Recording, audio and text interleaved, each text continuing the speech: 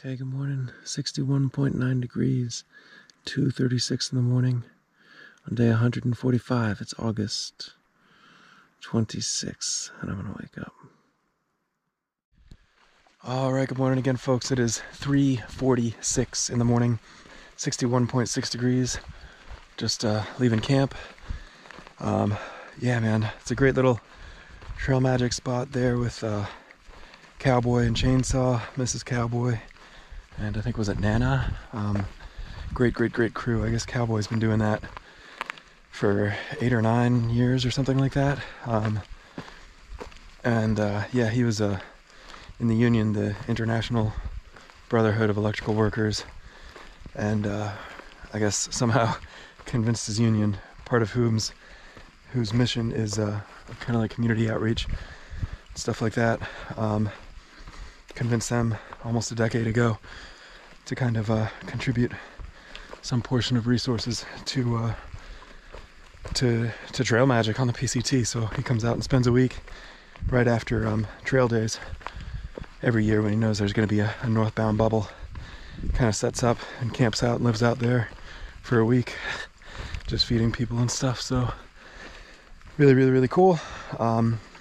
Last night slept great, whereas the night before there was a whole big crew of hikers. Last night there was just me and one other fella, and Aussie by birth, living in Switzerland, a guy called Facial Recognition, which is far too many syllables to be an appropriate trail name, so I was calling him Fazo in honor of his Australian heritage. I thought that might be an appropriate Australian abbreviation of that name.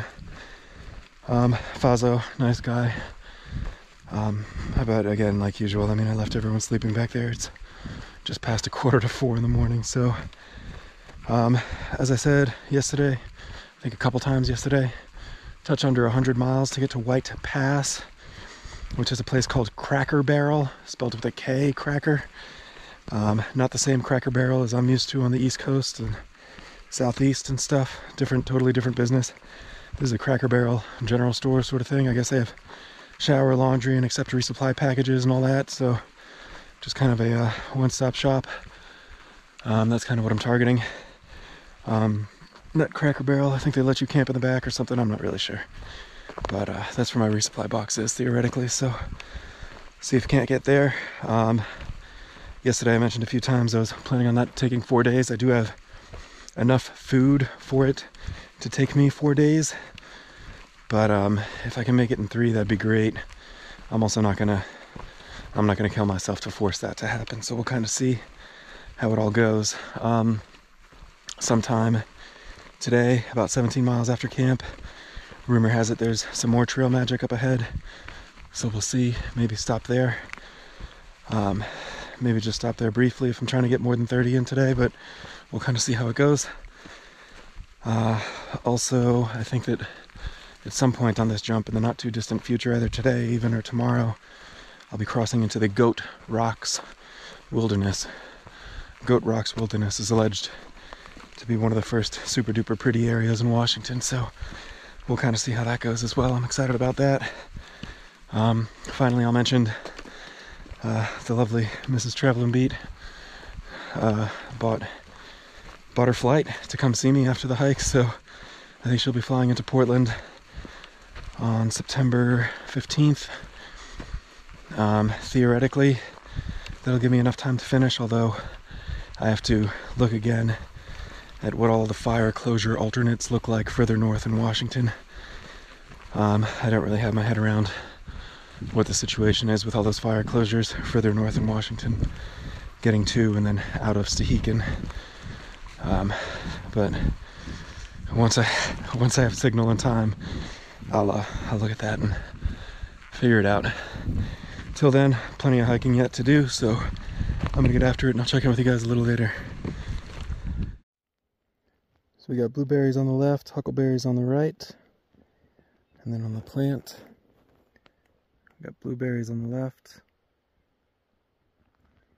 and huckleberries on the right. So you can kind of see slightly more yellow leaves, slightly more waxy leaves, slightly more black, certainly more blackberries, more of a black color, sometimes red as well. And blueberries, sort of smaller, dustier looking leaves, bluer, dustier looking fruit. There's the two plants side by side, and the two fruits side by side. Blueberries, huckleberries, both delicious.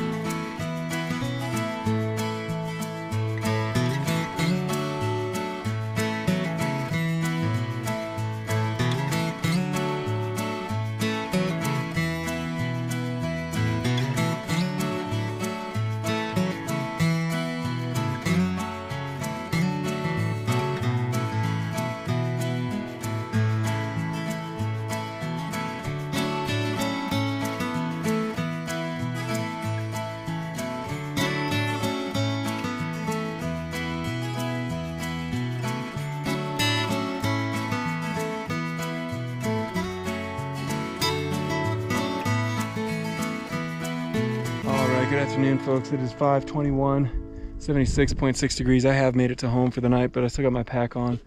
Check out this view. I just wanted to share this before I head down and set up camp. That is Mount Adams, and probably just about the cleanest atmosphere I've seen in a couple weeks, I think. Yeah, so if I wasn't like totally tired and a little concerned about rain tonight and didn't mind being in the sun, I'd probably just cowboy camp right here, honestly.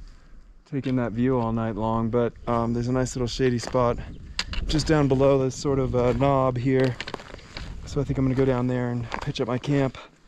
Definitely a good day. 36, 37, something like that, I think, to get to where I'm at, and a decent amount of elevation as well. I think 5,000, 6,000, 7,000, I don't really know, somewhere in there, over a mile I reckon of elevation gain. So there was kind of a couple factors that led to this being a bigger day, not the least of which was that I had really kind of earmarked a spot about 5 miles back, but there were like some couple out from Missouri for like a section hike, and they pretty much parked their car, hiked in 2 miles, and then camped right at the first spot they saw. So and there was only one tent site there, so that meant there was no space for me, so I couldn't stay, so I had to keep going. That was definitely a bit of a bummer, but whatever. I mean, I certainly don't own the woods, so is what it is. They beat me to it. Another factor is that tomorrow, good Lord willing, we'll cross into the Goat Rock Wilderness, which is, again, alleged to be a really spectacular area. So I want to see all of that in daylight. So I mean, it'll be at the end of the day, definitely the second half of the day where I get into it, the Goat Rock Wilderness. But I'm kind of thinking ahead and trying to make it to, hopefully making it to White Pass in 3 days. If I do a big day today and do a halfway big day tomorrow, then maybe I can, you know, I'll basically wind up camping tomorrow night, some portion of the way through the Goat Rock Wilderness, and then maybe sleep in a little bit and take a shorter day into White Pass the next day, and that'll give me my 3-day jump that I was looking at. Again, of course, I have 4 days of food, so if that doesn't work out or Goat Rock really slows me down, I'm totally open to the idea of slowing it down further if that's what it looks like it wants to be. But yeah, I'm totally wiped. I'm totally wiped. 36, 37 miles or whatever. And I still got to eat dinner, so I think I'm just gonna go ahead and turn in. But it definitely, you know, sorry there weren't a ton of shots. I mean, again, it's just this forest, man. It's been beautiful to walk through, but super, super, super tricky to even conceive of ways to approach trying to capture it for you. So, you know, I'm working on it, but you know, hopefully Goat Rock Wilderness will have some abundantly beautiful stuff that I'll be able to share real easily. So we can look forward to that together. I'm just gonna come right back here and scope if there was something even better than where I'm at. I might build a campsite here if I was the campsite building type. Nope, that's all good green grass and stuff. I'd rather camp on dirt and save the nature. So, all right, yeah. Well, that's all I got. So I'm gonna set up camp, cook up some din, and bunk the heck up. Do it all again tomorrow. So I'll talk to y'all then.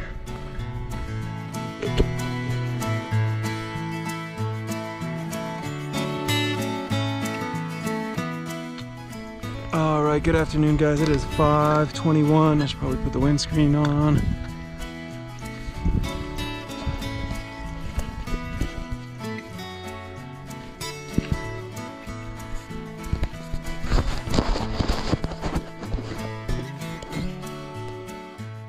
All right, good afternoon, folks. It is 5:21.